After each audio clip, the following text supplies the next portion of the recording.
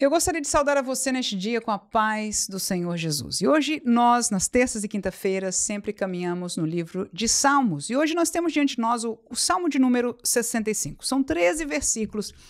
Um salmo um pouco difícil de nós apreciarmos, mas vamos trazer dois comentários que eu creio que serão de grande edificação para a nossa vida. Salmo 65, portanto, vamos decorrer esta leitura, até porque o nosso compromisso neste devocional, neste canal, é permitir Deus falar o que Ele quer. Ele escreveu e revelou toda a Bíblia Sagrada e muitas vezes nós, como servos de Deus, como professores, como pregadores, selecionamos textos, meditamos, às vezes porque você acompanha um devocional, um livrinho, é tudo uma bênção, mas aqui nós decidimos deixar a Bíblia completamente, versículo por versículo, capítulo por capítulo, permitir Deus falar aquilo que Ele quis revelar para nós. E alguns textos são mais fáceis do que outros, e nós vamos então ao Salmo 65, honrando que está na palavra de Deus, e vamos meditar nele para a glória do seu nome. Salmo 65, versículo 1 diz assim: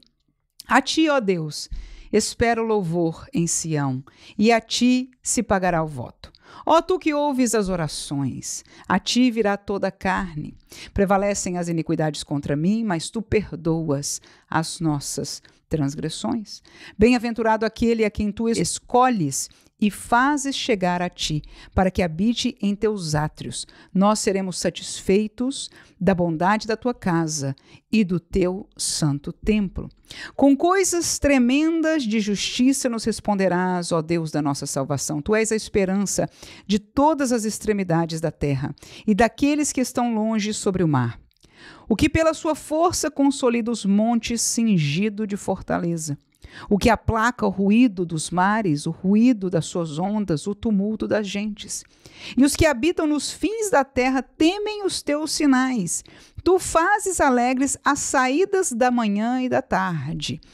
Tu visitas a terra e as refrescas. Tu a enriqueces grandemente com o rio de Deus, que está cheio de água. Tu lhe dás o trigo quando assim a tens preparada. Enches de água os teus sulcos, regulando a sua altura.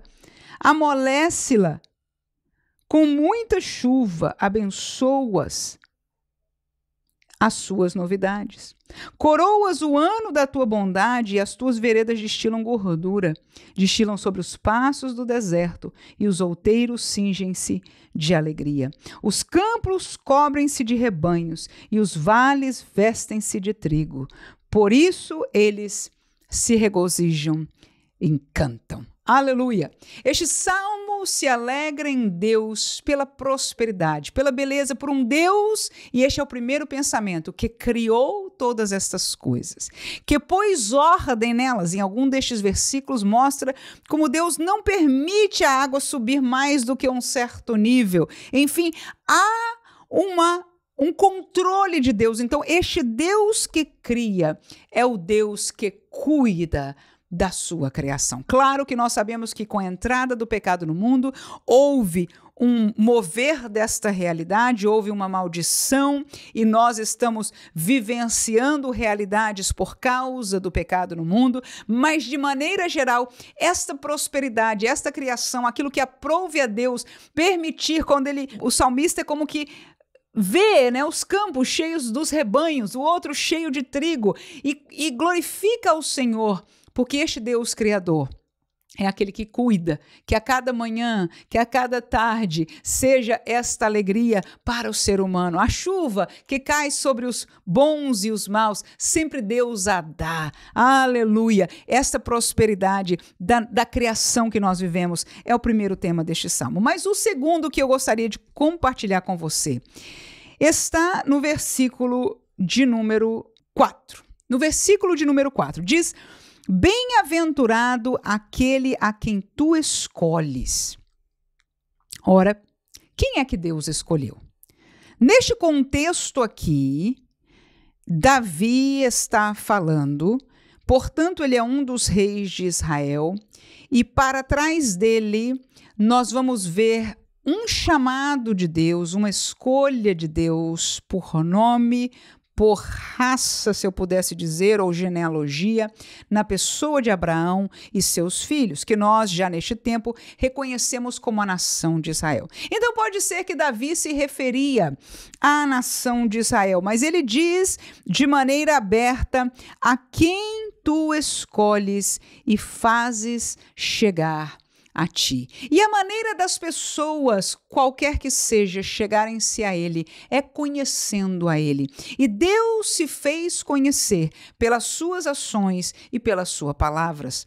Então, desde o Éden, Deus falava com Adão e Deus agiu. Quando ele pecou, Deus falou com Adão e Deus agiu. Logo depois do Éden, nós vamos ver Deus se comunicando com os homens através das suas palavras e através das suas ações. Então, no tempo de Moisés, ele entregou um compêndio maior de palavras que nós biblicamente conhecemos como a lei, mas Deus continuou agindo para que nós entendêssemos quem ele é e pudéssemos chegar-nos a ele. Na verdade, a escolha da nação de Israel foi para testemunho entre as gentes de que o Deus de Israel era o Deus verdadeiro, o Deus criador, e por causa dos sinais, a comprovação das maravilhas que este Deus fazia, seria testemunho para as nações que pudessem olhar e querer se achegar a ele. E alguns no conto histórico, por exemplo, a pessoa de Ruth,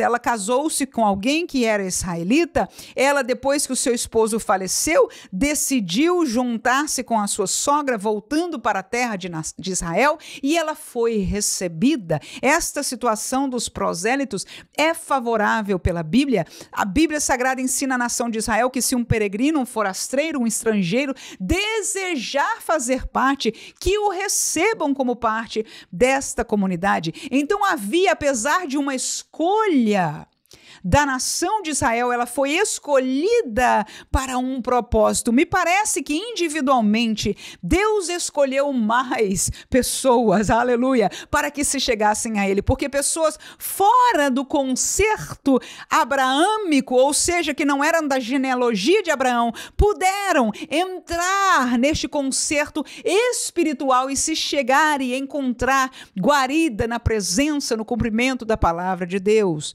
Glória a Jesus. Então Davi diz: a quem tu escolhes, fazes chegar a ti. Para que, aí ele coloca 3 frases muito interessantes que têm uma realidade em comum. Em primeiro lugar, que habite em teus átrios. Em segundo lugar, satisfeitos da bondade da casa de Deus. E terceiro, do seu santo templo. Se for o contexto mesmo, aí seria satisfeito do seu santo templo. Ora, átrios, casa de Deus e o santo templo têm todos uma mesma conotação. Estão, parece, falando todos de um mesmo lugar. O templo de Deus é a casa de Deus. Claro que hoje, no concerto atual, nós sabemos que Deus faz morada, inclusive em nossos corações, na pessoa do Espírito Santo de Deus. Mas, olhando para o contexto bíblico aqui, é aonde Deus habita. Os seus átrios é a sua presença, é o lugar que está ao seu redor, onde se contempla as coisas do Senhor, os hinos, os louvores ao Senhor, onde se escuta a voz, a leitura da palavra de Deus, aonde se vê cantos de alegria e agradecimento. Esta é uma realidade da casa de Deus. Casa de Deus há sacrifício para Deus, há orações feitas a Deus, aleluia. Existe também o templo, o santo templo de Deus, lugar de respeito, casa de oração, casa onde vamos escutar a voz deste Deus, aonde buscamos a este Deus, buscamos o perdão, buscamos o favor, buscamos inclusive agradecê-lo pelas dádivas que ele nos tem dado. Então Deus nos diz por esta palavra, através do salmista, glória a Deus, bem-aventurado é aquele a quem tu escolhes. E esta escolha, como disse, pode ser Israel, pode ser a igreja, ou um pouco mais aberta, porque o fato é que quem quer que seja que ele escolheu, ele diz, e fazes chegar aqui. Para quê? Para que habitem, para que se regozijem, para que estejam satisfeitos na tua casa, no teu templo. Que Deus nos ajude a nos alegrarmos, a estarmos satisfeitos, a desejarmos a casa de Deus. Nós ouvimos Davi não só neste versículo, neste salmo, ele repetidamente, com alguns salmos a gente até conhece, alegrei-me, não é? Quando me disseram, vamos à casa do Senhor. Para ele isso era uma realidade. Ir ao santo templo de Deus era uma alegria. Nós não vamos ali olhar o problema do homem, que seja alguém que esteja em cima, que seja alguém que esteja ao nosso lado. Nós vamos à casa do Deus vivo, aonde a nossa alma, o nosso espírito é satisfeito pela bondade. Nós estamos habitando, vivendo, caminhando dia após dia, desejando e estando na casa de Deus, nos átrios do Senhor. Que Deus nos guarde a reviver em nós, em nome de Jesus, esta alegria, esta satisfação, porque aqueles que Deus escolheu, Ele faz chegar a Ele. E aonde Ele está, há a sua palavra,